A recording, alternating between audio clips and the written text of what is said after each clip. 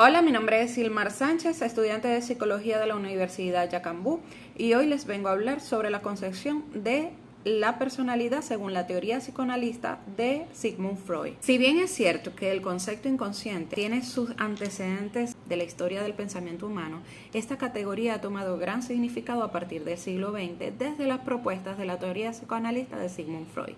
Sigmund Freud fue un médico neurólogo austriaco, origen judío, muy importante en el siglo XX. Sin embargo, es importante resaltar que no fue Freud quien fue el primero en utilizar el término inconsciente. El término inconsciente fue utilizado con distintas connotaciones por filósofos, psicólogos y psiquiatras, pero es a partir del año 1751 que aparece en la lengua inglesa.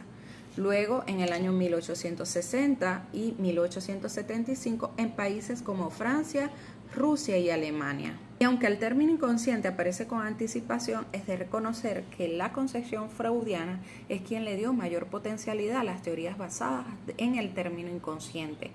Sin embargo, el doctor Freud reconoce el postulado o el precursor de dicho término de la mano del médico Theodor Lims, quien fue una figura muy importante en la psicología alemana del siglo XIX. Freud aplicaba sus teorías en personas enfermas con histeria, proporcionando así los primeros indicios de algo más allá de la conciencia humana.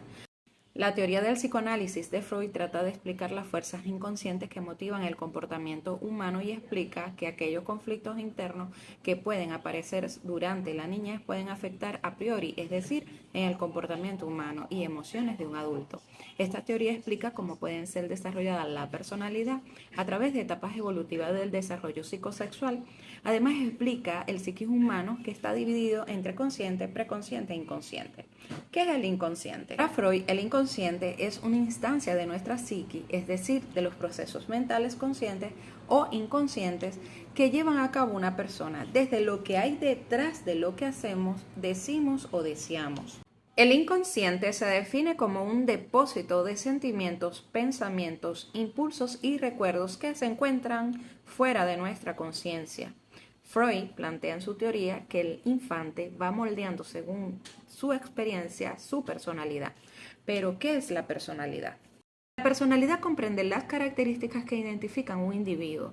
El concepto personalidad consiste en rasgos que presenta una persona reflejada en su forma de pensar, sentir y actuar. Freud plantea en su teoría que una persona puede desarrollar un modelo de personalidad basado de su frustración o gratificación que pueda vivir en su infancia. Es decir, el modelo de personalidad será a partir del conflicto interno y externo del individuo.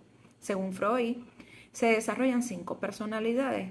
Primero tenemos el modelo topográfico, que divide la mente en 3 regiones: el inconsciente, el preconsciente y el consciente. En ellos encontraremos contenidos y procesos psicológicos diferentes. El inconsciente es el nivel más profundo de la mente. En él se ocultan pensamientos, impulsos y recuerdos y fantasías a las que resulta muy difícil de acceder desde la conciencia. Ahora bien, la mente preconsciente actúa como punto de unión entre las otras 2 secciones. En él hay contenido desde la conciencia a través de la focalización de la atención. Y por último, la mente consciente, que está regida por el principio de realidad en lugar de ser por el placer, del mismo modo que en el preconsciente. El segundo modelo es el dinámico. Él menciona que la persona en su mente tiene conflictos entre 2 fuerzas, entre el impulso, que son las partes más intuitivas donde busca la gratificación, y la defensa, que procura defenderse de dichos impulsos. De tercer lugar tenemos el modelo económico, donde la personalidad va de la mano o está regida por esas pulsiones o esos impulsos que pueden definir como que favorecen a la persona a buscar ciertas situaciones determinadas. Estas pulsiones tienen un origen biológico basado en la pulsión sexual o de reproducción, que nos lleva a la supervivencia de la especie y la autoconservación, focalizado desde los intereses del individuo. Último tenemos, o penúltimo, tenemos el más conocido, que es el modelo genético. En esta teoría, el comportamiento humano está regido en gran medida por la búsqueda de la gratificación o descarga de la atención en relación a las zonas erógenas del cuerpo, cuya importancia depende de la edad. Y por último, el modelo estructural, la cual destaca la separación de la mente en 3 instancias, la cual son el ello, el yo y el superyo. El ello compone aquello más básico como son nuestros impulsos, aquello más oculto en nuestro inconsciente relacionado a nuestros deseos sexuales. El yo es nuestra área reguladora en la vida, esta está entre el inconsciente y el consciente y en ella parte de la mente donde se ejercen los mecanismos de defensa. Y por último el superyo que actúa como conciencia moral, censurando determinados contenidos mentales como los impulsos y tienen relación con la ética, valores, egocentrismo de la persona, es decir, es el yo ideal. Ahora bien, la teoría del psicoanálisis trata de entender la personalidad según el desarrollo evolutivo, psicológico y sexual del individuo, ya mencionado antes como el modelo genético. Acá plantea que el infante pasa según sus edades por etapas. Primero en la fase oral, que es desarrollada en el primer año de vida. La conducta se centra en la boca, dado que el placer se encuentra en succionar, morder y besar. En la fase anal, que es de los 18 meses hasta los 4 años de edad, en este periodo para ir al baño se convierte en algo sensible para el menor.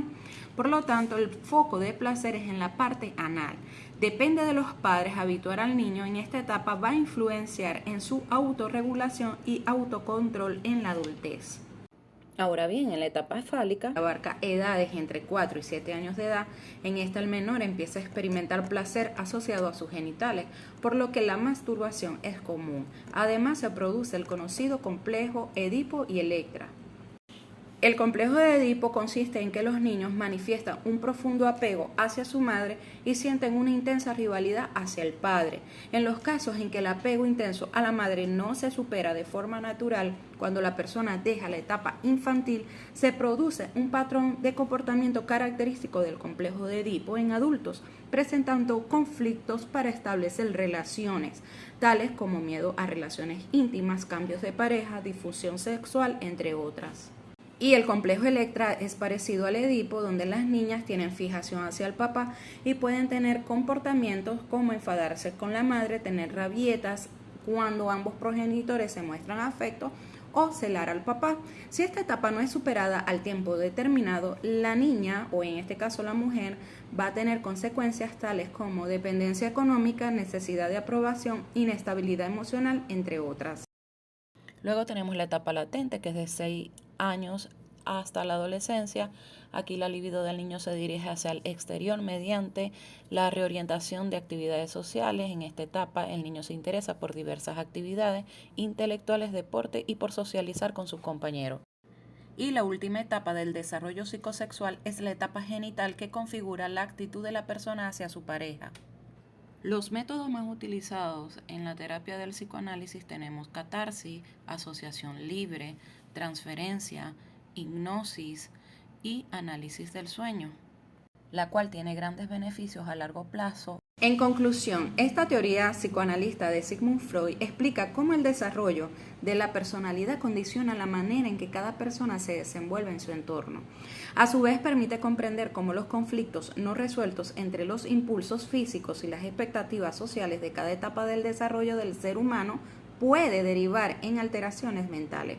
Espero que este material sea de gran provecho para tus estudios. Gracias.